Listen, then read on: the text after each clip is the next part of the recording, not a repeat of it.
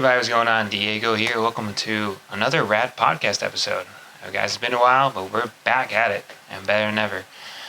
Today we got a special guest. He goes by the name of Austen Paul. He's a filmmaker, director, just all video amazing. This guy, I've been checking out his product videos for the past year and a half, I believe, on his YouTube channel, Instagram, shorts, everything, and just mind-blowing. All the amazing video content he's been making, and if you haven't checked him out, you're missing out. Just gotta tell you that much.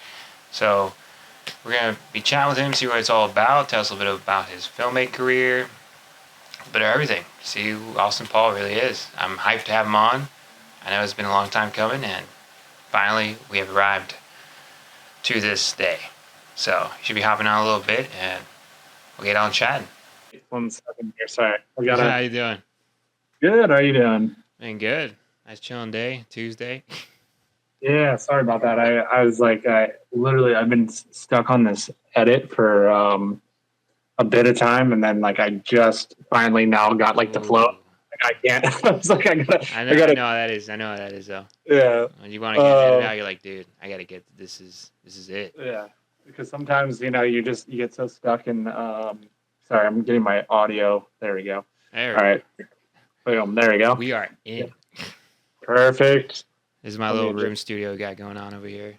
I like it. Thank you. I like it. Yeah, I just finally redid mine. It was a needed. Long needed. Yeah, because I would hop on meetings all the time with different clients or potential clients, and then they would have like these nice, especially during COVID, right? They'd have these nice like setups, and mine was just a white wall with just no lighting or anything or sound, and they'd have the microphones, and I'd be the person coming in to do like the film stuff, and I'm like, hey, how's it going? Like, this is really low quality looking, and so finally when we moved to our own house, I was like, I need to, this is the moment in time. Yeah, I'm like, I need to step it up, and also like it helps so much for like the whole YouTube thing because honestly, now I have like a permanent office where I have like, it took me a long time just to dial it in on how exactly I wanted it, but now, I mean, I haven't yet, but now if I ever need to like record something and like, get it out there, then I can just, I have it all set up. It took me a while to like exact color grading, like writing down each specs, like having all my light percentages right. Because I'm not the most organized person, so but yeah, so like that's the most organized I've ever been. So I'm like organized, not organized mess, but I have my ways. Like I know where stuff is. I keep all my camera gear in my bag. If it leaves the bag, it better be in a place where I can see it, or else we're gonna have a problem. Oh, well, that's much better than me. Yeah. I mean, I say that I'm organized in some senses, but I don't know. I don't know if I'm organized at all. Like, I just have so much stuff and random like things for gear, especially with product filmmaking. Yeah. Like I'll have like sticks, I'll have specific sticks, and I'm like, should I get rid of this? And I feel like I'm turning into a hoarder with it because I'll get a bunch of. Okay. Yeah, exactly. And then, so I started doing this thing where I just give away a bunch of stuff to people I know, or not started, but give away things. I'm like, oh, I don't need this anymore. Or like, I'll throw it away because I start getting stressed out about it. I'm like, just get rid of it. And I'll do it. And then I'll be filming with my assistant. And I'm like, Alex, where is that? He's like, you threw that away or gave it away. And I'm like, oh no, we need that. So sometimes it's like something, it's like a lot of times it's bolts too. Yeah. And then, I'm like, what is this bolt for? And then I'm like, it's probably nothing important. I throw it away. And then I realize a week later, I'm like, oh, that was actually really important. I could have used this for this shoot. Dang, yeah, I'm like, that it actually attaches the camera and holds it in a certain position. And I mean, it happens all the time. So it's part of the process. Yeah, no, I mean, it's fine though, because then it just gives you like a chance to kind of like rework and figure out a new way to, go about it or get it right. So I'm going to adjust this. This is bothering my headroom and stuff. I have no clue. Just going to do everything. There we go. There we go. Now I can stand up nice and tall. It's like, yeah, I look big now. What's going on, people? Yeah. Well, no, because like sometimes it'll bother me if I have like the my framing all off. I see. Plus, I'm in a small little corner right here. I see a little light in the back. I think I remember seeing Instagram little videos speaking of how to do good lighting. And I'm like, now I know what you're Oh, doing. crap. Yeah, I need to turn that on. 1 second. I was like, oh, there it is. There's a light. Oh, it's not plugged in. I forgot Aw. that I'd have to climb underneath. We were using the dimmer for actually the shoot that I'm editing right now. I have like these panels at my studio that we built, but they're way too bright, and so we're using a dimmer on it. But the problem is one dimmer on both panels, it starts flickering like crazy. So I had to use 2 dimmers, and so I had to borrow the one from there because that light's too bright as well. Like a lot of practical lights are always like too bright, so you can just buy like a like a $20 dimmer on Amazon, and that helps with it. Otherwise, I mean, I'd have to be cranking these all up, and then I'd be getting so much like hot spots on. I kind of get them a little bit already on these walls right here, but I see. Oh, it's like light. It's like blue and then kind of orangey, but it gives an interesting, backlight in a way. Yeah, exactly. But I mean, it's always not as good on a webcam or anything like that, right? You're at dynamic range or whatever, so it's like it still gives something, It still yeah. Rather than like just flat. I got my photo light over here. This is just the regular newer spotlight that just turns one brightness, and then I have my dimmer one over here that I bought I think a year or 2 ago. I love these dimmer ones because you can just go bright, low, hot, cool. And then I recently got acoustic panels in my room, so I kind of nice. I literally just made my room into a full-on little studio. I'm like, shoot, it works for now. But same thing. Day I moved to my own place, that is game changing. I'm doing it. It takes time. Like I mean, everything. I mean, like one of the biggest things that people criticize, I think the most about with what I do is they're like, well, you have a bunch of gear and like a studio, and I'm like, yeah, but like it never started like that. It doesn't unless you're like, I don't know, unless your family's rich and they give you a bunch of stuff when you first started. But even then, I think that'd be such a detriment to your actual skills because you need to start with cheaper, simpler things and build your way up. Like, I mean, I started my first camera was a GoPro, and I ran around because I saw like something from Sam Colder, and I started with a GoPro and ran around Europe trying to like film stuff. And then even when I started doing product videos, I didn't have any lights. I didn't even know how to do lighting. I started buying lights, terrible lights. I'm not going to say the brand, but they're not great lights. And, and I was doing it in my kitchen, and my kitchen was had maybe I'd say 7.5 foot tall ceilings, which is not, it's very, because it was on top of our landlord's garage, and is so hard to light anything top down. We're so limited, but I mean, it was fine because, that's what I started with. We would put everything down in our, I had this little storage unit down below, and then I'd haul everything up. We wouldn't be able to eat in our kitchen for 2 days when I'd make my product videos, and then we'd haul everything back down as I was learning. And I mean, luckily my girlfriend was very patient with that. So I think I remember seeing a couple kitchen videos too. I'm like, man, that is amazing. I'm like, is that his kitchen? Damn. Yeah. But I mean, that's the thing is it doesn't matter, if you're doing your kitchen. Ideally, the only reason why I got a space is because it wasn't really practical for me for the amount of work I started getting. Wasn't practical to be using our kitchen and not be able to cook in there because we actually like to cook a lot. So, I mean, but that's what I try to tell people. I'm like, just because I have a studio doesn't mean you can't get the same amazing results. Because the beautiful thing about product videos is once you can control your lights, if you can, block out everything and you have enough space. Ideally, more space is better. It does help. But if you have enough space, you can still produce the exact same stuff that I'm doing. That's true. I mean, I'm not using anything. For most of my videos, I'm not using any kind of, I'd say, tech camera gear that's, revolutionary comparatively. I'm not using a Phantom. I'm not using a Red. I'm using an R5, which I mean, for people is nice. But if you are a filmmaker that's working, an R5 is a pretty standard camera, and then an Ursa Pro G2, which is probably the cheapest of the cinema cameras. So I mean, that's the next level if you want to go full on production or something. But yeah, I mean, I actually got that. Funny enough, I got that back in the day when I used to do a lot of travel stuff, and then I'd be doing documentary stuff, and I was like, I need this camera, so I got it for that. And then once my work started going more into commercial stuff, at first I was like, man, I bought this camera and I'm not using it at all. And then I remembered that it had 300 frames on it, like at 1080p cropped. And ever since then, I've been using it as my slow-mo camera. Eventually, I want to upgrade to something else. But I mean, I saw that FreeFly just came out with a new one. I tested their Wave. Their Wave was total garbage.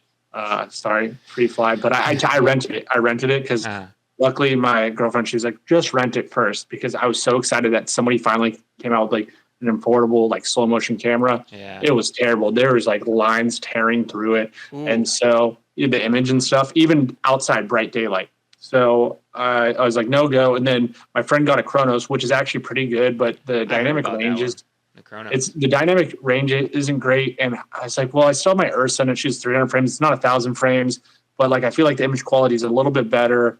And I'm like, and it was already out for a while, so I'm like, I'll just wait. And now it's been 2 years, 2 years longer, and I'm still waiting. And then I mean, FreeFly just came out their new one, but it's also like $19,000 when you're all said and done. And I'm like that's it's not really, it's not really cheap. So I'm waiting for I'll see, because nobody's come out with a review yet on it. So I'm curious if it's actually, because that was what they did with the Wave one as well. You know, like I don't know if they don't really give them out to people to do reviews, or people just don't want to do reviews. But like, I don't buy anything unless I either get my hands on it first, you know, especially that much money, or like somebody that's done like a trustworthy review that I've, you know, if it was like Gerald and Dunn or someone like that, that's you know, done a review, then it'd be nice. But we'll wait.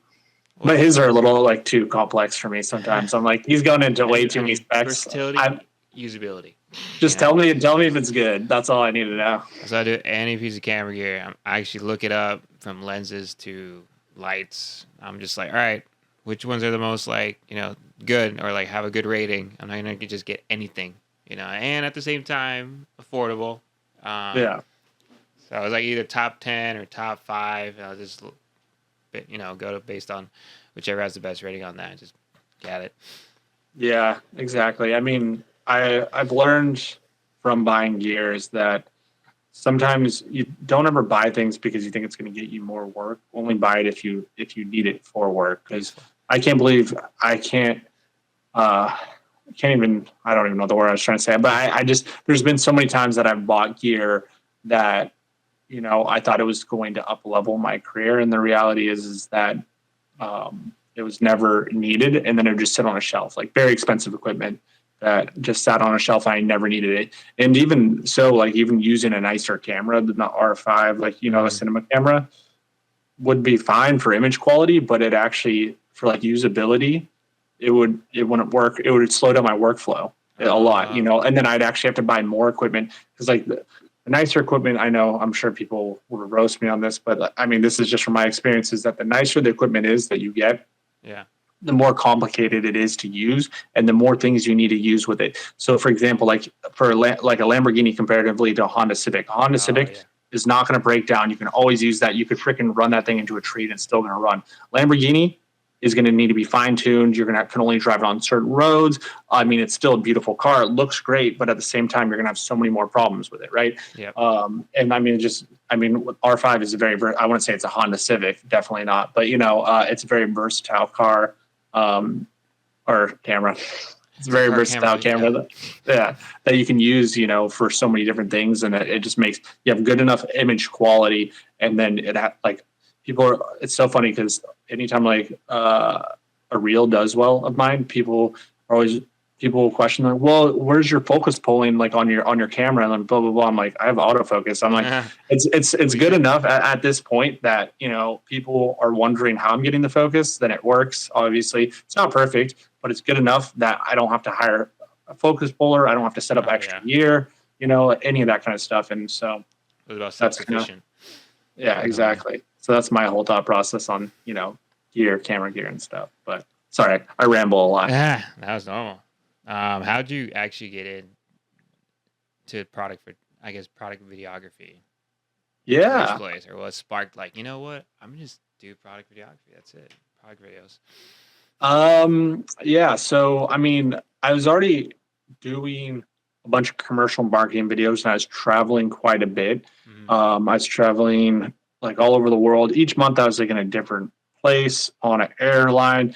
I was traveling with my girlfriend. I bring her along, sometimes like somebody in my family as well. And it was fun, but it also was super exhausting. And I was so tired of being on planes all the time. And I was carrying about 6 bags of gear. Gear would get lost all the time. And the thing is I mean, I'm sure if I stuck with it longer, I mean, I never got the chance to really figure it out because of COVID, but I'm sure if I stuck with it longer, that like I could kind of break through to a price point where it would have been a little bit more luxurious. But like everything was always like, travel wise, because I was the producer for most of the stuff, so I'd have to set up my flights and stuff, and anything that would like cost more money, that I would be losing money, kind of thing, with working with these clients.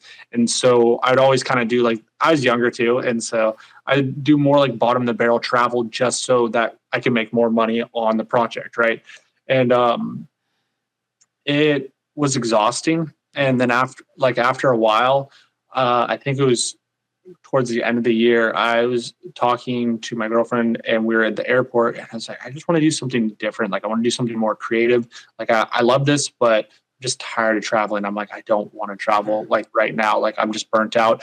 And every time, you're in the shopping malls at the airport, I'd see those beautiful perfume ads with like the cool cinematic shots and stuff. And I thought to myself, I'm like, that'd be fun to do. How do I get hired for that? Yeah. And I mean, the way that I built my career before that is I just taught myself everything on YouTube and just going out and failing and trying. And so I got home once I had a break in that work, and I started looking up things on YouTube, but I couldn't really find any tutorials on product filmmaking. Yeah. I could find some on product photography. And so I started learning those, and then taking what I knew with filmmaking, then I would test and like trial and error. I started a Facebook group in San Francisco, and I told people, I'm like, hey, does anybody want to learn how to do product film videos? Come over to my apartment. And so like 8 people showed up, which was like pure chaos. I didn't think that many people would show up. And I mean, my apartment was very small. Yeah. So we're all just in there filming. And my girlfriend was like, what the heck are you guys doing? But nevertheless, so I started doing that. And I didn't have really lights at the time or anything to do like these commercials, but I would see I'd see the product spinning and flipping. And so I started thinking to myself, like, okay, what do I have around my house? And I'm like, well, I have a drill that spins, and I do know how to remove from teaching myself After Effects. I'm like, I do know how to remove like sticks and wires and stuff. So what if I stuck a skewer into the product and then used a drill to spin it? And so I would do that, and then I'd get the product to spin and flip. And I mean, I didn't learn it from anybody. I just started, deducting what I would see in actual and commercials on TV, and then try to reverse engineer that in my head. And so I started doing that, and then I'm like, I don't really have backgrounds, but I could use my TV, right? And I could put different colors. Like, I could put different colors on my TV. And so that's kind of where I started using my TV and my drill. And once I started doing that, and I was more confident with it, I thought to myself, and I told my girlfriend, I was like, I don't want other filmmakers, if they want to do this, I don't want them to have to go through what I did, which was, like, dissect a bunch of product photography videos and then try to learn these tricks. So I'm like, what if I, just show some people it? And so I just put some videos out there. And I think my first video I put out was a month before COVID. And then by then, I think I was on my 3rd tutorial. And then COVID happened. And then it kind of like blew up from that. And so it just started taking off from there. And then I just kept doing it like I always did. Is I just would keep creating, because that's how I got work back in the days. I just would create until people would hire me, and I kept putting things out there. And I didn't have a social media following at all at that point, but then it started growing on YouTube, and then which transferred into Instagram, and I just would keep putting things out there. And I know COVID was a tough time for everybody, but I didn't actually like get a client until once my YouTube blew up, until maybe a half a year in to COVID. Yeah. So then I got my first client, and I didn't realize that until I looked back like at all my videos, and I was like, wait a second, I didn't make any money for like a really long time. But luckily, I had money saved up from what I was doing before. I do remember though, there was points where I was so nervous to even, and I didn't have a lot of money, and I was so nervous. I was telling, and because I wasn't making any money yet doing this, and I was telling my girlfriend we were going to the store, and I'm like, I don't know if I should buy, a bunch of these Pringles right now. I'm pretty nervous. I'm like, am I wasting money? I'm like, I'm wasting my time doing this. And she's like, no, just keep doing it. Okay. So I kept doing it, and it just everything like slowly built and built. And then eventually I got clients, and then I'd use those clients' work to like help do more tutorials, and people really liked the creative ideas I was doing. And it kind of just kept growing from there, and I didn't ever really stop. And then it got bigger clients, and then it's always still a grind. I never stop. Anytime like I have a lull in work, I just put out more content, and then I try to get more work, and that's kind of how it is. I don't know. That's always what I've done, because I know a lot of people in the film industry, big and small, and a lot of the people that I know that are not, don't have a following, they always, are struggling here and there. It's paycheck to paycheck, and I just tell them, I'm like, the only thing I ever did is whenever I had free time is I just kept creating, because I love to create. But that's how that's how I got work. That's always how I got work. Right. I don't know. You just keep creating. And if you don't get work, you keep creating. Any of my free time since I started my filmmaking career, maybe 7-8 years ago, every single time 7 years ago, maybe, I don't know. It might be less. I'm really bad with time. Seems like a lot longer than it actually is. But anytime I had free time, I just would keep creating, Wow. You got like the juice for creating, never ends. Yeah. Always, just go with your ideas, that you have in your head, and see where that takes you. So I don't know. That's my advice. I know you ask for it, but my advice to, because guys. Yeah, well, I don't know. People usually ask. Usually, at some point, they're like, "Well, what do you have advice for newer creators?" And that would be my advice: is just create, put things out there, just keep creating. Don't get discouraged. It took a long time. I think it took when I first built my career. I had a video blow up on YouTube. Well, not blow up, but like blow up for my first video when I first started. And it was like a one in my hometown, and I think it got like 60,000 views, but I was like, I made it. I'm good. Like people were offering me jobs, but like they all fell through.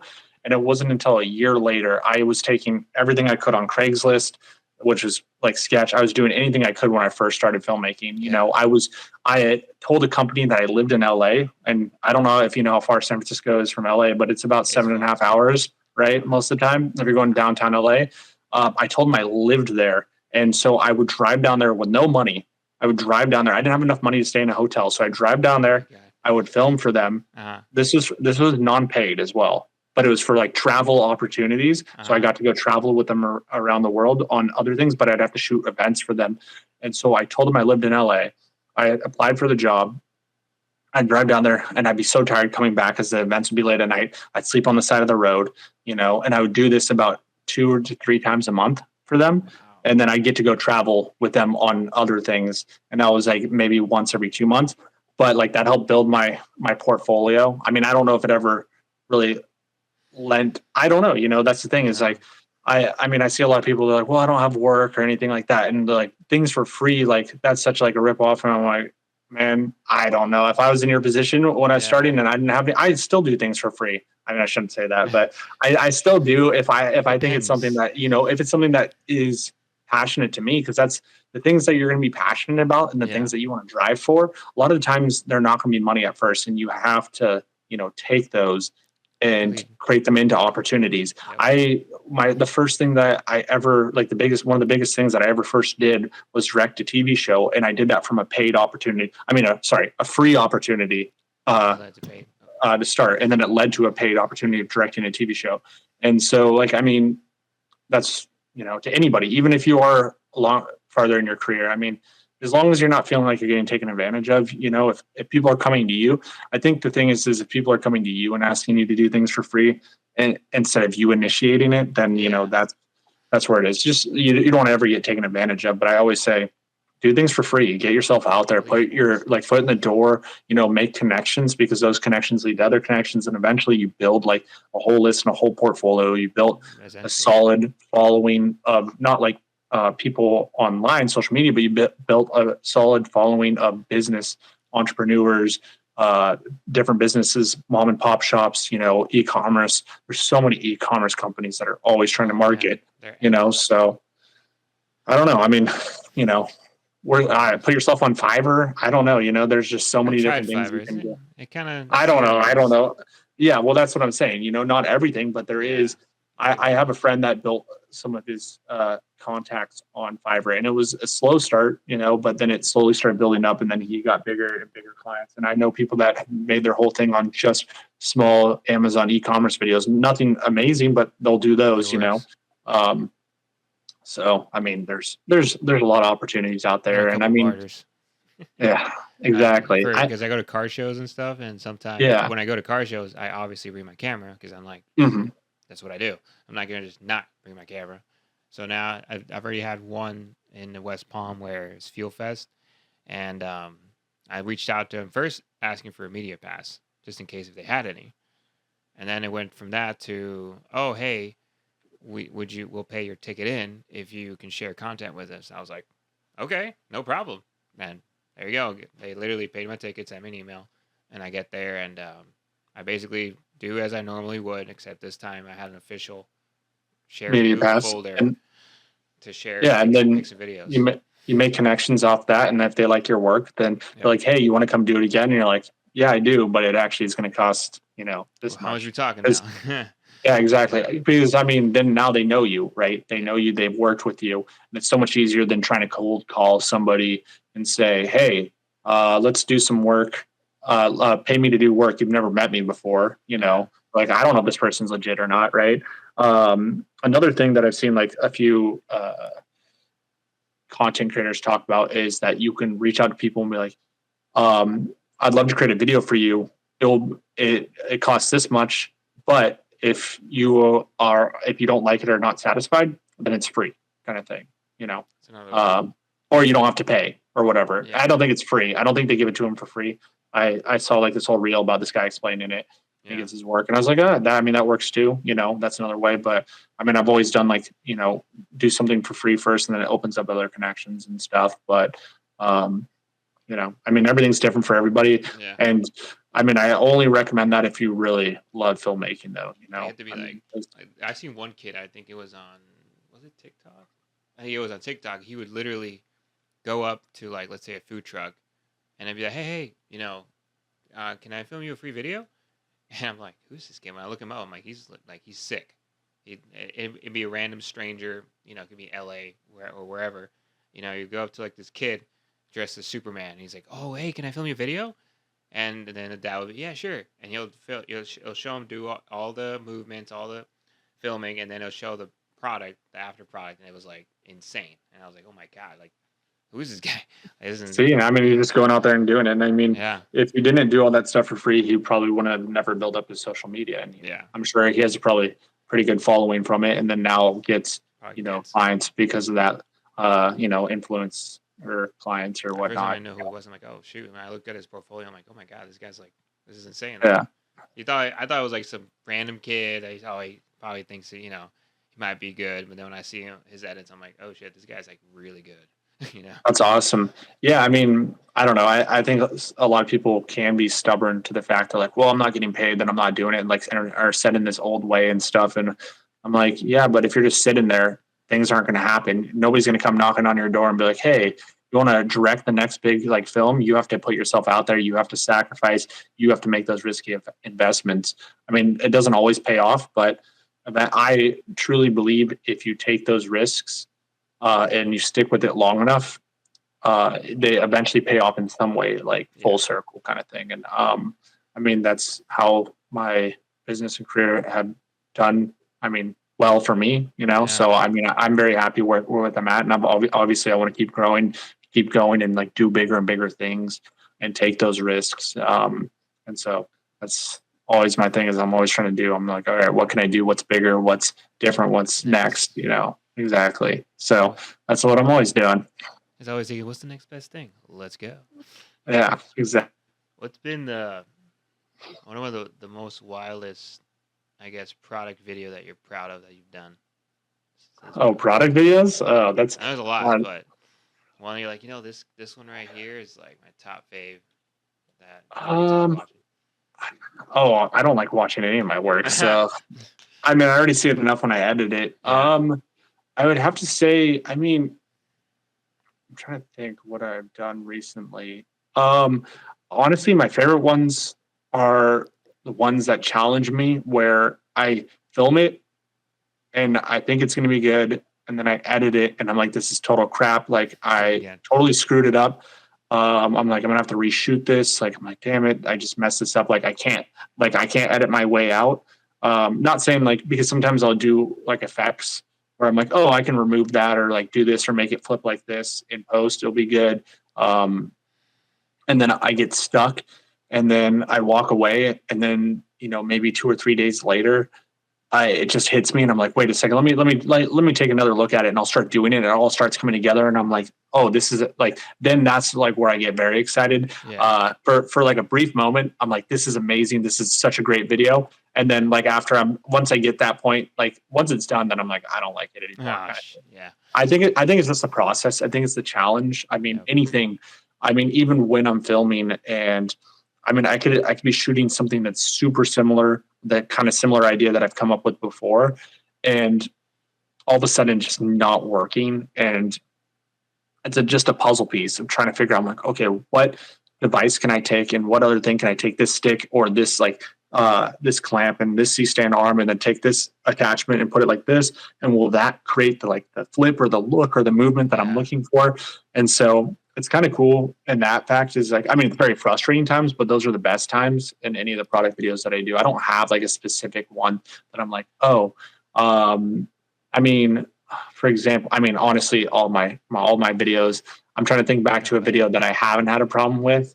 Like, Actually, I mean, there's a few like that are more simple, like sometimes for clients, but for example, like I did this commercial for Dell, and I had this whole oh, idea of like going through like a multiverse kind of thing. yeah, I saw that one. And there's like I had so many different attempts that just didn't work. And then finally, I mean, it was shaky, but we're like, oh, this actually looks pretty good. Yeah. And then I reshot some things because I wanted the desk to fly away. Like I shot it once and the desk wasn't moving out of the way. And then we had one because I was like, oh, let's make the desk. So I came up with an idea of like taking black cardboard, which was similar to my desk color, and then putting it on a pivot arm. So like when we'd hit the thing, it would swing forward like this way. And like then at the same time, it looks like the monitor was on the same desk, but it wasn't. So we'd pass by. And so we'd go like this. And it was just things like that. And I'm like, oh, this is like, I just got really excited because, you get at these, you hit these walls, and then you have to, the only way out of them is, like your creativity. So, Exactly. I mean, you're challenging yourself into coming up with these new ideas and concepts.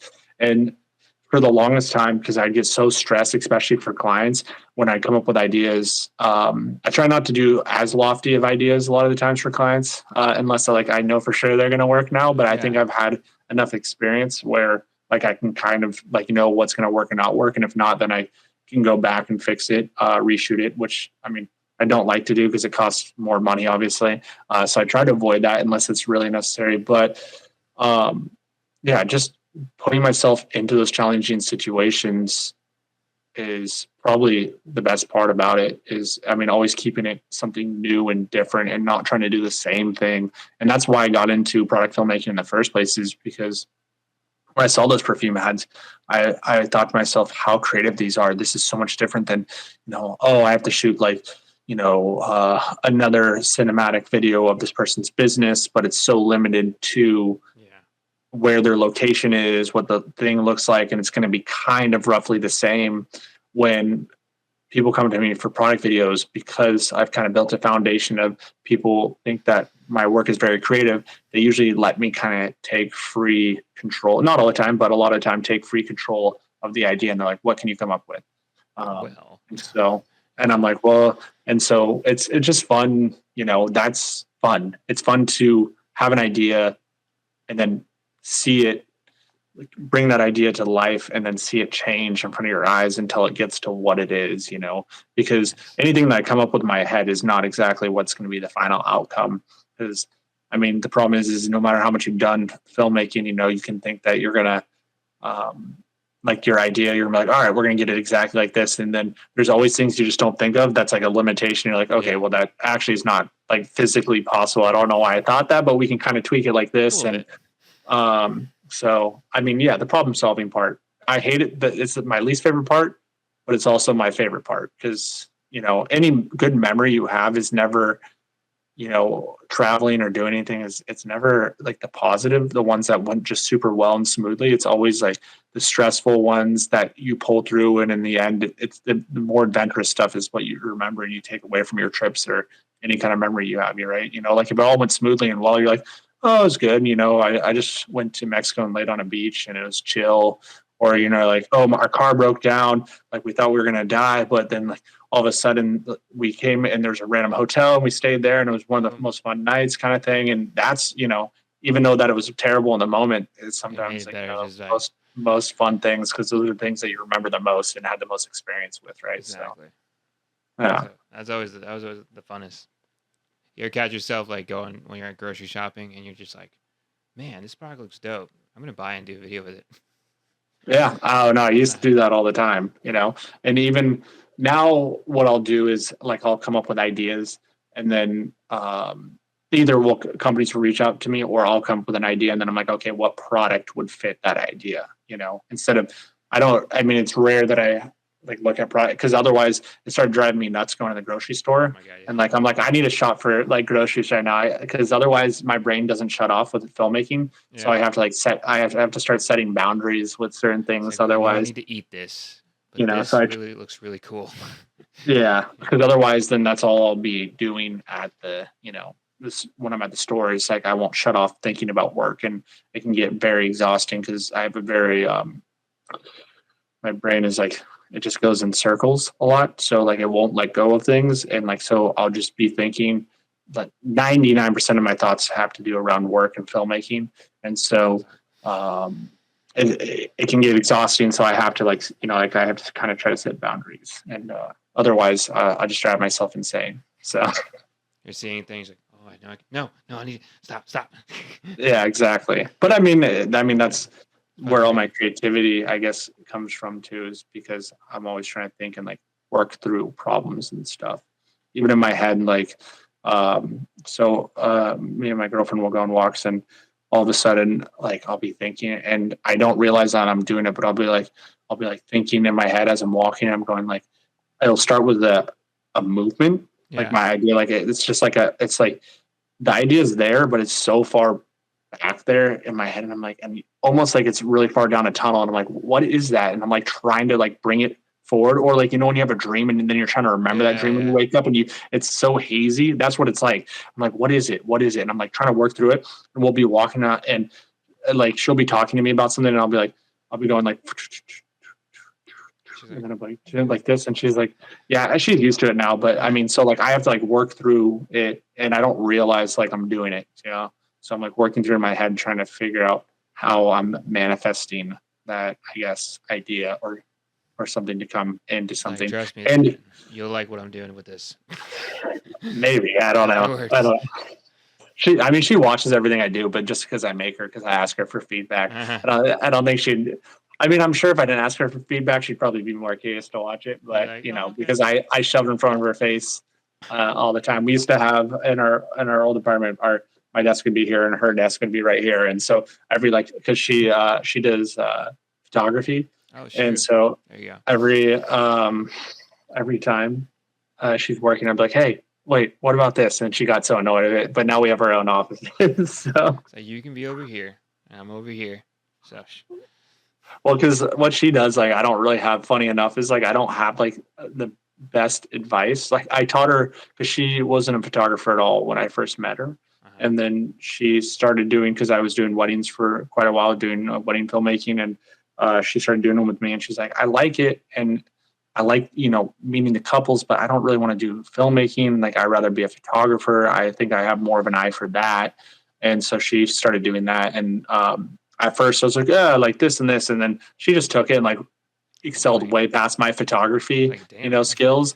And I'm like, yeah, you don't really need my help. And stuff. And plus my style is so different than hers. So, yeah, like she has like this like more like light and airy and washed look. And I'm not washed, but like more realistic. And I'd say all my stuff is not that. None of my stuff has ever been realistic, I don't think. But I mean, that's kind of like the world that I like to imagine is a world that you can't live in. For example, I don't like watching movies where I'm like, okay, it's where it's just like a mundane person's life. I'm like, I can just watch my own life if I want to do that. Like I want to experience things that you can't experience in the real world. So I think that's what I like about creating things and stuff. So that's true. I remember seeing the one video you did. I think it was a cereal, and you recreated like a farmland. I'm like, oh my god, it legit looks like a farm. And it was with a TV, and then the farmland was over here, and then you had, I think, your buddy came in and just like grabbed it. I'm like, wow. And then, yeah, man, that's wild right there. But yeah, that one I forgot about that video. That was in my old apartment, and yeah, I mean, I think that one actually turned out pretty legit. I mean, too bad Mini Wheats never saw it, but whatever. I thought it was good. It was fun. The funny thing is, what people don't know about that is where I got that idea, not how to shoot it, but like the kind of general idea is, if you've ever seen South Park, yeah, and Tweak's dad like used to in old episodes where he'd like stand over with he used to be a coffee maker, and he's like, great coffee, like trickles down from the rivers of belief, and blah blah blah. And so when I came up with the idea, like we took like some of the lines from that and like reworked them and it was supposed to be funny at first, but then the person that I gave the voiceover to like made it more serious, and I was like, well, I mean, it wasn't like the voiceover was supposed to be funny, and I was like, well, because it was supposed to be kind of based off of that, and yeah, but things changed. Your idea changes, and then got more like legitimate, and then people are like, oh, I really like that voiceover, and I'm like, oh, the like voiceover, like what I wrote was like a joke. It's like it's almost. I haven't listened to it in a while, but because probably since I made it, but like if you listen to it and you think about it in that context, then you're like, oh yeah, he's definitely just joking around with what he wrote for it. So, yeah. Actually, I think after watching that, I did one with Kodiak Cakes oatmeal. Oh yeah. And it literally in my backyard. I was like, you know what? I'm gonna try doing something with. After watching that, I'm like, man, let me try doing something in my backyard. I think it was during the COVID era because I was like here working from home a lot.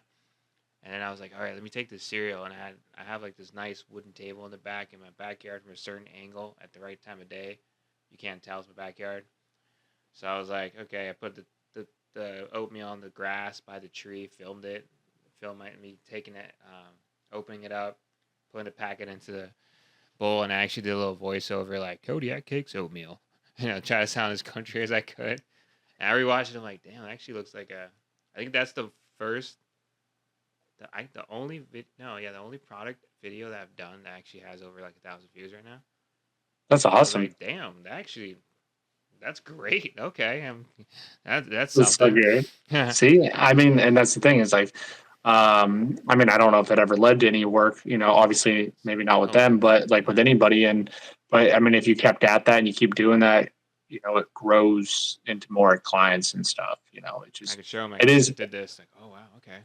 Yeah, they're like, oh, like, and then somebody else sees it and they're like, oh, like we have like, like an oatmeal brand or like a Quaker bar that we're trying to do. And yeah, it's just I mean, it just takes I mean, if people want to go like product filmmaking or anything like that, it just takes you just have to be kind of relentless and keep kind of knocking at that door until it opens kind of thing. So you can't be afraid to fail, It's happened. Especially a lot of times.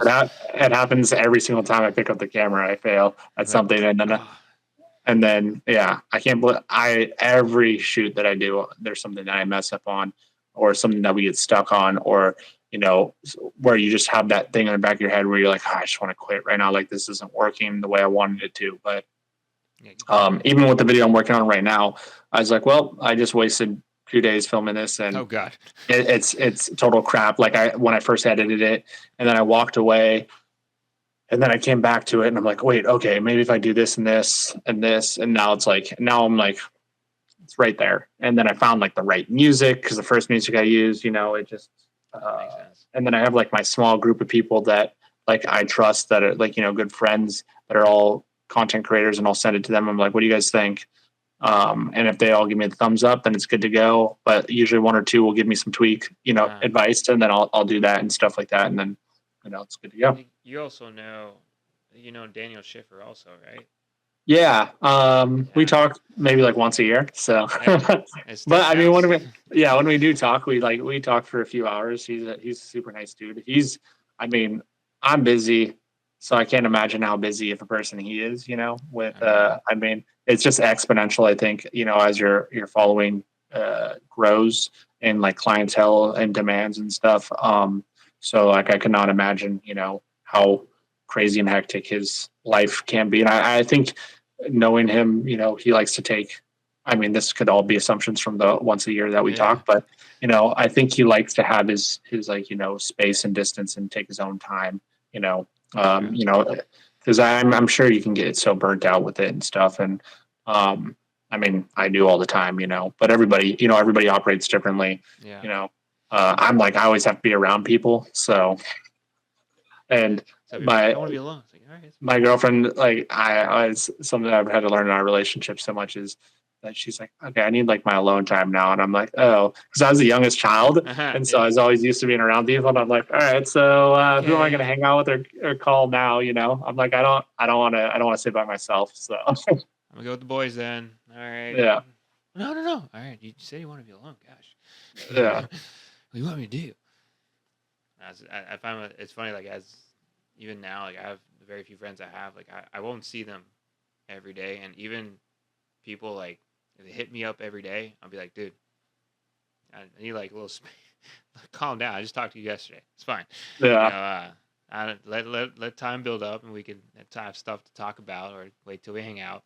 Or they hung out one day and then the next day, like, dude, I want to hang out again. I was like, we just hung out yesterday. Like, it's so funny how different everybody is, because no matter how much you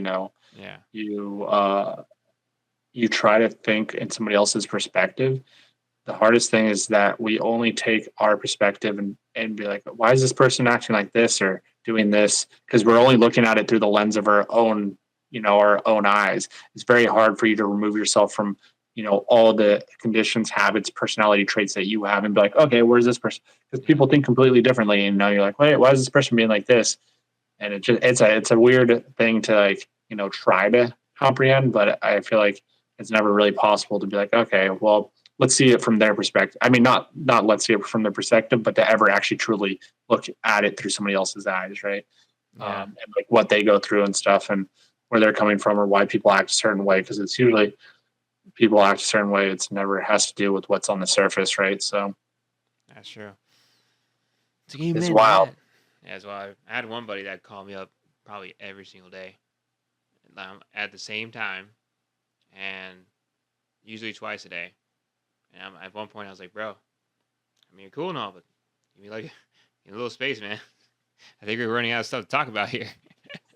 Yeah, one of the things that I've realized with, growing and building yourself and following your passion is like, you have friends in life, but a lot of them, and this is just for me, so I can't speak for everybody, but I realized that like a lot of my friendships would start to fade, as I started getting more busy with work and like doing things with my life. And I would try to rekindle those friendships and try to do it, but a lot of it became distractions. And I had to make kind of a decision of whether, and it's not for everybody, but for my success, I had to make a decision like, do I want to be distracted by things where I'm just going to be doing the same old thing I used to be doing, or do I want to take this path, and go full focus into it? And I lost a lot of friends, doing that. Not lost, but like just don't really have them in my life anymore. And not because I dislike them in any kind of way. It's just, I think our paths just completely go different directions. There's only so much bandwidth you can have if you want to focus on your career. And make that successful. But at the same time, I also realized that like a lot of friendships that you build, those friendships work because they're situational. Like I had a lot of friends in college, but I'm like now looking, I'm like, I don't really have anything in common with any of these people. But back in college, it's because we were in the same situation that it worked. And like, yeah, their personalities are great and they're fun to hang out with, but the same time, like there's nothing like we do nothing now that we're out of college, and I guess you'd say out in the real world, we don't have any similar interests or anything like that. Yeah. And so I realized that like the more I've grown, I'm like, oh, like, a lot of my friendships, like they just worked because the kid was down the street, or we were in the same class, or this or whatnot. I mean, not saying that they're not good friends at all or anything like that. Just you go your different paths in life. So that's true. And people move away. So I had people that come and gone, and I'm just like, we just all have our own paths. So. Yeah, I mean, and then you can even have like best friends, right? That I have one best friend that anytime we don't hang out as much because like our lives have gone different directions, but every time we hang out, it can be like a half a year, it can be even a year, and our conversations pick up literally like nothing's ever changed kind of thing. And not like in a bad way, but like, that we're just so comfortable. Like we could start talking about such deep things and just flowing instead of being like, oh yeah. So instead of like a fake conversation, we're like, what's new with you? Like, and you don't really have anything to say to them because you're like, well, I haven't seen you in a year. A lot of shit's new, but like nothing, like that's going to stand out to you. And then we're like, what's new with you? And like having that, shallow conversation or fake conversation just for somebody to tell you about what's happening in their life and then vice versa. So it's like, well, those are the friends, Yeah. It's funny because I don't even, like, it's such a different world because even as it like took off for me and like social media wise, nobody outside of it, because none of my friends from college or none of my friends from high school like really knew that I was into filmmaking that much. And like, cause I wasn't really doing it. And I mean, I was, but I wasn't just not around them. And so like, even like as like it started taking off and, I don't think people still comprehend, like nobody I know that doesn't know me, they don't understand what I do kind of thing, like you just post videos on Instagram, like what do you do? And I'm like, no, that's just just marketing. I'm like, that's part of the marketing guy, let me tell you.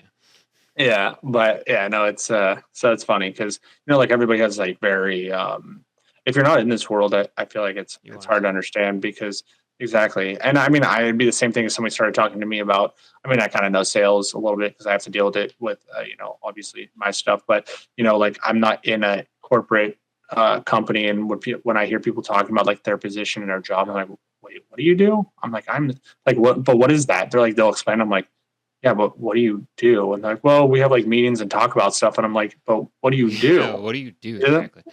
I'm like, I don't get it. Like, I don't get it. Like these big companies are like, I don't get what you do. Like, then they start you have like this job title. You have this job title and stuff. And I'm not hating on it. I just, it wasn't for me. And I'm like, I don't know what you do. So it's the same thing, I'm like, you could explain it to me, but I'm like, okay, but what is that? What does that actually do? You have meetings every day? I remember for a while I was like, I'm a photographer, videographer. And then I'm like, you know what sums it up? Digital media and content specialist. Or digital media specialist. There you go. Because that pretty much sums up photo, video, and I'm also a graphic designer. So it's like, there you go. Yeah. Underneath that. So people are like, what are you? I'm a digital media specialist. Yeah. That's it. I don't really know if I go by anything. People don't really ask me most of the time anymore. I mean, I don't know. I don't know the last time somebody asked me what I do. I don't know. I don't really talk to people that much, probably. So check out. You know what I do? Let me show you real quick. That's what I talk to my girlfriend a lot, but she already knows what I do. And I'm trying to think. Yeah, what do I tell people? I don't know what I tell them. I don't really tell them. I honestly don't try to talk about. I try not to talk too much about myself when I go into like situations where we're like meeting other people that don't know what I do and stuff. Very brief. Because I always feel very uncomfortable. And not saying like I have like a crazy following or anything, but like that. But they're like, oh, like what's your Instagram? Like, I hate that. I feel so uncomfortable because like I don't want to show people because then like people they're like, oh, like then they like think I'm like trying to show off or something, and like I never brought it up whatsoever. Or when other people that know me and that are with people that don't know me, and then they like to bring it up, and I'm like, don't bring it up. I'm like, I don't know. Like it doesn't matter. It doesn't. Because it doesn't matter. Like in the end of the day, it's not who you are as a person, right? Yeah. And so like I just always feel so uncomfortable. Like, don't bring it up. Like, I don't know. My friends are like, "Oh, do you even know like his like following that he has?" Like to other people, I'm like, no, why does like, it matter? I'm like, it doesn't at all. You it know, really doesn't. Like, it doesn't matter. like this, it doesn't make you a good person. It doesn't make you a fun person to hang around. I mean, I could argue it probably is the opposite of that, right? I think people like just judge themselves based on followers. I'm like, or you sometimes catch. I've caught myself a couple of times. I'm like, no, it doesn't matter. Like, oh yeah, can you believe this person's got like 200 million and all he does is. I'm like, wait, deal, you stop. Doesn't matter how much following you got. Doesn't matter who. It doesn't make that person. And I mean, it's such a small amount of that person's life, like a little window that you're seeing into. I mean, yeah, I mean, like I have a following, but I probably have less friends than most people. You know, I like because I choose to keep it small, and but people would think, oh, like a lot of people and stuff like that. I'm like, no, like I mean, people know me. I don't know a lot of people. Kind of thing. But I mean, so it's interesting. I mean, just perspective wise, because everybody always thinks the grass, not everybody, but people think that the grass is always greener, like one way or another and stuff. And it's just kind of something that happened, and I just keep doing what I like to do, which is filmmake. I was gonna say filmmake. Filmmake. I like to filmmake. I film videos. Yeah. What? Yeah, that's what I do. I do that kind of sometimes. I grab the camera and I shoot stuff. What? That's all I do. I shoot things. Then it gets messed up, and I try to fix it and see what I can do to fix it. I fix problems is kind of really what I do. So you ever just like walk around, say you're anywhere, and you just random person goes, "Are you Austen Paul?" Yeah. I've never had that happen. So no. I don't get out enough. I really don't get out enough. And B, like, I mean, the world's a big place. I think it actually happened once, but yeah, I really don't go. I mean, I live in a small town, and you're based out of where again? It's in the East Bay, so it's like a small town. It's like an hour from San Francisco, but it's a small town, and I don't like going to San Francisco. It's way too big and chaotic for me. And I like it. Like I like my simple. That's it. Like quieter life. A crazy city. A little bit on the outskirts. No. When I was younger, when I was single and stuff, yeah, but no, not now. That's where I'm at right now. But at the same time, like, do I really want to be in the city? But the thing is if you're single and you lived where I live, then it would be terrible. You wouldn't meet anybody. I mean, it'd be very hard. Obviously, you could go on like dating apps, but then you'd be driving to the city to go on dates because nobody's coming out to you out in the your small little town. What's going on? So yeah. I mean, it only works, living in these like quieter towns, I feel like only work as long as you want to be alone or you are in a relationship. So that's true. If you're in the city, that's where you. That's my advice in life. Here's life advice, guys. Take it or leave it. Yeah. Yeah, exactly. Live in a city. I don't know. Or go to a small town, Yeah, and be alone. And just be just build a cabin out in the woods, just chopping wood. I've seen that. It sounds like amazing in a way. I'm like, that's what, what's his name? The guy from I think the guy from Microsoft. Was it? He had a cabin in the woods, and he also had a house. Bill Gates? No. Bill Gates. And he'd have his home, but then when he wants to like really think about stuff, he'd go to the cabin. And it'd just be out in the middle. Doesn't he go and like hook up with other people though too? And that's why he got a divorce. So was he going there to go hook up with other people? So was he alone? Was it? I think it's really important. I think it's actually. I do think it is important if you want to be a writer and stuff like that. Unless you have the craziest, strongest will, you have to like separate yourself, disconnect yourself from everything, and you have to struggle with your thoughts for like a long time. You can't have your phone. You can't have any of that. Just to write, like that's from every like thing that I've listened to about people writing and me attempting to write. Like I cannot be distracted by anything, like trying to write scripts or anything. Yeah, because it's just so hard otherwise. You just get distracted, and then you never are alone with social media. You're never alone with all the content that's in. So it's so important just to struggle in your own thoughts, even when you're trying to fix things. Like most of my ideas come when I wake up in the like when like especially fixing ideas is like in the shower because I don't have like I'm not connected to technology. I'm just thinking, right? Or um or like when I first wake up, kind of thing. Or if I'm on a walk and because I won't bring my phone if I go on a walk, and then I'm like just thinking through the thing, and you're like stuck. You're having to think. Yeah. Is disconnect? Yeah, because I mean, a lot of people said they used to have good ideas when they go to the bathroom, but everybody brings their phone to the bathroom now. So very, very true. I gotta stop doing that. So we've lost that in our generation. Bathroom is gone, guys. So. It's the best. Yeah, the bathroom ideas.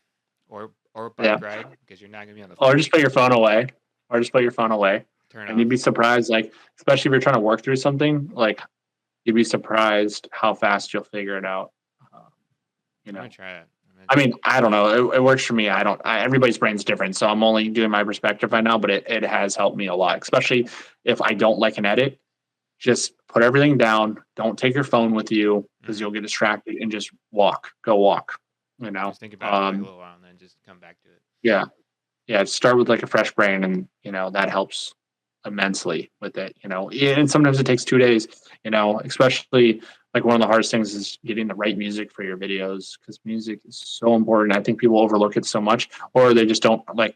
And I'm not saying I'm like the best at it, or they just don't have the talent for picking the right music. But like, you'd be surprised how much, like, not even saying like different types of genres of music. Say it's in the same genre and it has similar like beat. I don't know music exactly, so like it has the same tempo or rhythm or beats. Like so it would still hit on the same beats for your cuts, but like for example, a song that I just did like in the first edit I'm just doing right now, and like the first song like just wasn't there. Like it's just like a gut feeling. I'm like it's not grasping it right. And then I found this another song, like after testing like 6 or 7 more songs, taking a day away from it. And now like, I'm like, oh, this is it. Like, that's what was missing on that, And I haven't changed anything in the editing part. It's literally just the music, right? The music has to go with it 100%. Yeah. Oh, I mean, it's so important. Sound effects is another thing too. Yeah. I mean, every aspect of filmmaking is so important, but that's the beautiful thing about what we do, and whether people like it or not.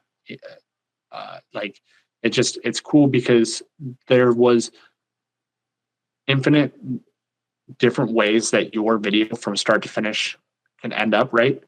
It's unlimited different ways. Yep. If you and I took the same idea, had the same idea in our head, and we went and filmed it, it would never be the same, ever, right?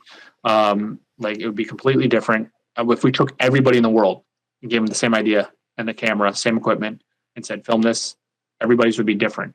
In some way, shape, or form, everybody's idea would be different because it would be a million, infinite, I say million, infinite number of ways. And that's the beautiful thing about it, and that's always like, once you finish that edit, you're leaving all your cards on the table, right? You're like, you're pretty much playing poker. You're like, I think this is the best hand that I got. Like you're working on it. You're like, all right, this is it. I'm putting it in. Sometimes, like you have a good hand, and, sometimes it could have been the best hand, but is it? You never know. Like that drives me nuts all the time. I'm like, could I have made this better? Like if I did it differently? Because there's infinite possibilities, right? Yeah. And so when something's not good, I'm like, okay, just take some time away, rework it, and we can make it better, kind of thing. So that works.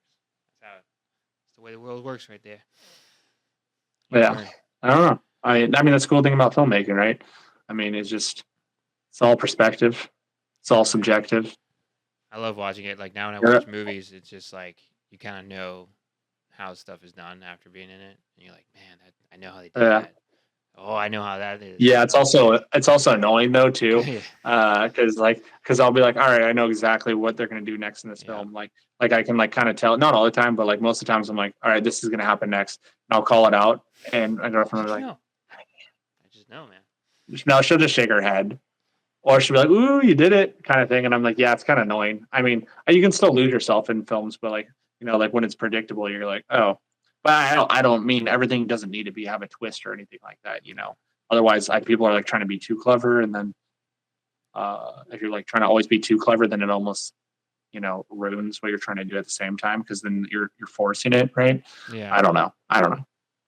I think about all these things when I'm like creating things. I'm like, am I like trying to trying to be like clever, because if you're trying to be clever, then it's not really clever because now you're forcing it. But if you're clever,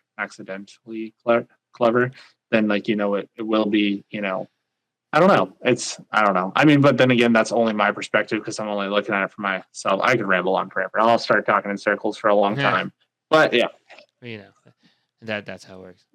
It's like, in most videos I've seen, you have like this ding. Like ding. And some of the videos, I'm like, where does the ding come from? I don't know. I think it started because I didn't really want to be on camera. Like when I first started doing what I was doing, I really wasn't doing it to gain a following or anything. I truly did want to help people, like with making the videos, and I just felt like I was like, I don't know what the heck to even like do when I'm standing up here, and so I was like this, like I just give like a thumbs up, like all right, and to the next shot, like because like the tutorial part was like the least important, like the look and making it like not like a good tutorial in the fact that it has to be cat or anything. I literally just made the tutorials for like, here's the information, take it if you want it, because like this is for people that want to learn it. It wasn't be like, oh, like I need like tweak this so I get more views on it or whatnot. Like I'm like, here, this is the most helpful information that I have. I try to condense it now. That's like the only difference that I think I've like. I mean, obviously better audio and stuff, but like I try to condense the what I say now. That's kind of like the only different approach I've taken with the tutorials. That it's not too wordy, because otherwise, then I'm just doing what I'm doing right now and just talking forever.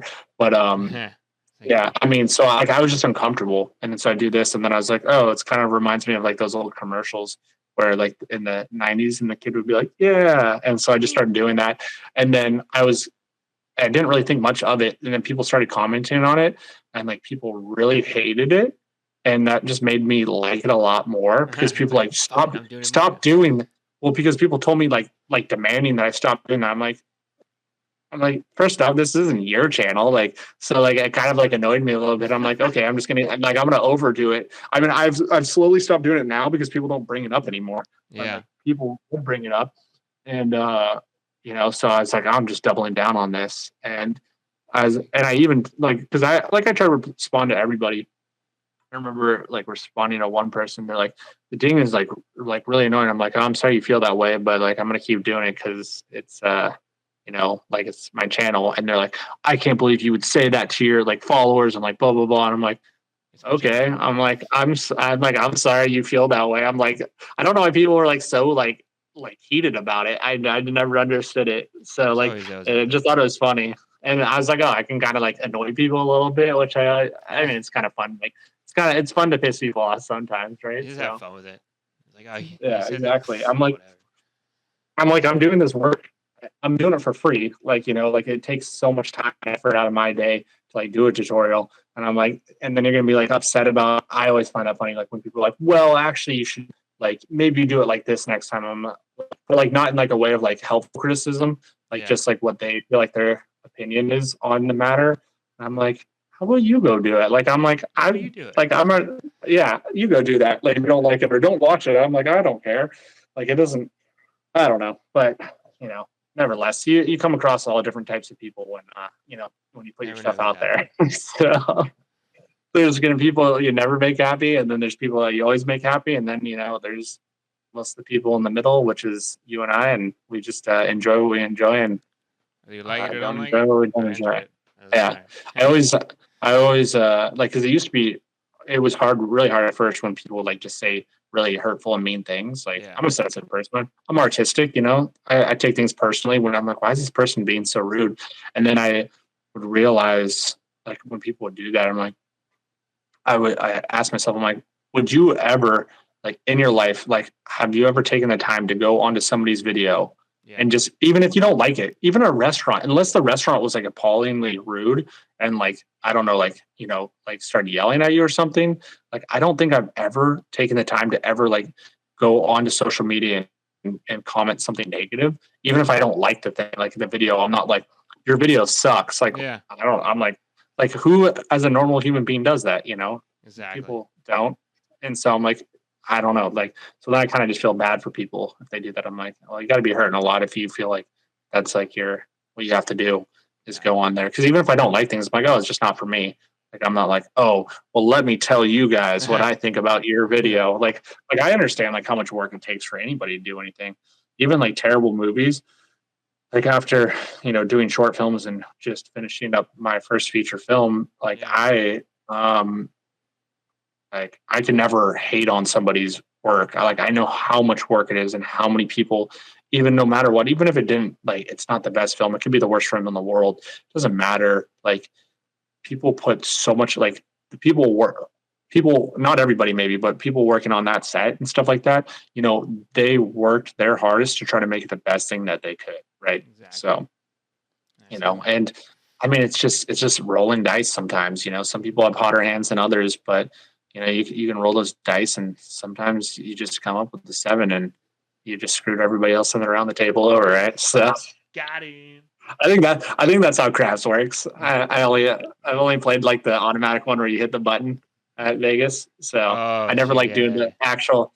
I like the one with like the spinning with the dice that are like in the tube, because I don't like playing the actual tables with the people and the rules, because I feel like if you like do something wrong they get upset, and so I'm like, I'll just stay with like the machine ones. I'm like, I know what I'm doing, I just keep pressing it here. So my rudimentary like understanding of craps is except for I think sometimes you want a 7 if you bet on the 7, but like if it's otherwise a 7 it wipes the whole table, right? So exactly. I don't know enough about gambling, but yeah. I don't get it.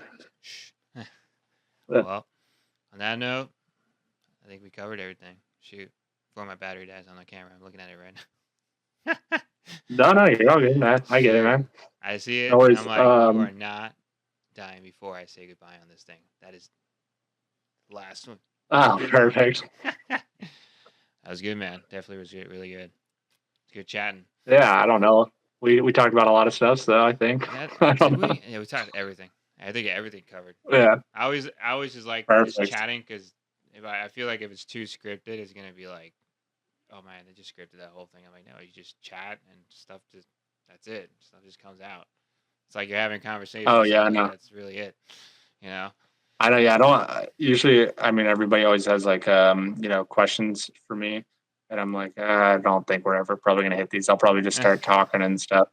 I mean, it also depends on like the energy and mood you're into, right? But yeah, man, this was great. Thank you for having me. So for sure, man. Yeah. Send you that in when it's all done. It's gonna be good. Perfect.